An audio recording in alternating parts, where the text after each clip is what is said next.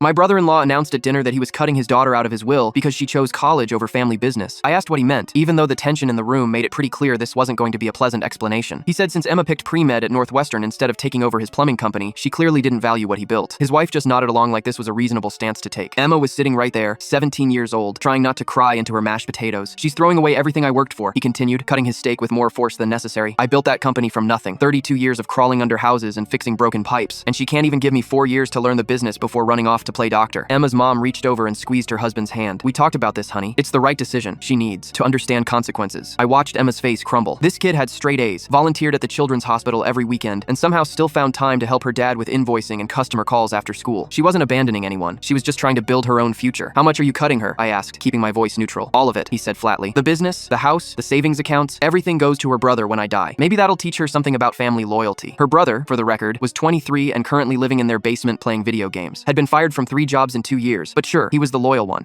I excused myself to the bathroom and called my tax attorney. Told him I needed paperwork drawn up immediately for something I'd been considering for months anyway. He said he'd have it ready within the hour and could file it tonight if I approved. 40 minutes later, I came back to dessert. My brother-in-law was still ranting about loyalty and sacrifice and how kids today don't understand the value of a family business. Everyone was just quietly eating pie, hoping he'd run out of steam. I let him finish his whole speech. Sat there nodding occasionally, watching Emma push her dessert around her plate without taking a single bite. Then I pulled out my phone. That's interesting, I said, interrupting his tangent about how he started with just a wrench and a van. Because I've been looking at transferring my commercial property portfolio into a family trust. Was going to split it between my kids and Emma since she's always been like a niece to me. The table went quiet. I showed him the preliminary valuation on my screen. The number had a lot of zeros. More zeros than his plumbing business would see in 5 lifetimes. His face went completely white. Those buildings downtown? The ones Emma helped me research last summer for her economics project? I said. Remember when she stayed at our place for 2 weeks? She put together the whole market analysis. Studied occupancy rates, projected rental income, maintenance costs. Kids got a real head for investment property. Emma looked up from her plate, confused. She did that project? Her mom asked weakly. 50-page analysis, I confirmed. My property manager still uses her spreadsheets. Said it was better than anything his team had produced. My brother-in-law set down his fork. I didn't know she did that. You were busy with the business, I said. But yeah, she spent about 60 hours on it. Didn't ask for anything, just wanted to learn. I looked at Emma. Still planning on that pre-med track? She nodded slowly, tears gone, sitting up straighter. Good, I said, because doctors should probably understand financial planning, right? Especially when they inherit property portfolios. Now wait a minute, my brother-in-law started. I held up my hand. I'm not finished. Emma, those buildings generate about $42,000 a month in rental income. After you finish medical school, that trust starts paying out. You'll have enough to open your own practice, pay off loans, whatever you need. Emma's mom had gone pale. That's very generous, but nothing, I said. Emma earned it. She put in the work. She showed initiative. That's exactly the kind of person I want managing my assets someday. My brother-in-law opened his mouth 3 times without making a sound. His wife kicked him under the table so hard the water glasses shook. I could see the mental math happening behind his eyes, calculating exactly how badly he just screwed up. Perfect, I said, reading the email confirmation from my attorney. My attorney just filed the paperwork. Emma's name is already on half my real estate portfolio. My brother-in-law changed his will back before we finished dessert.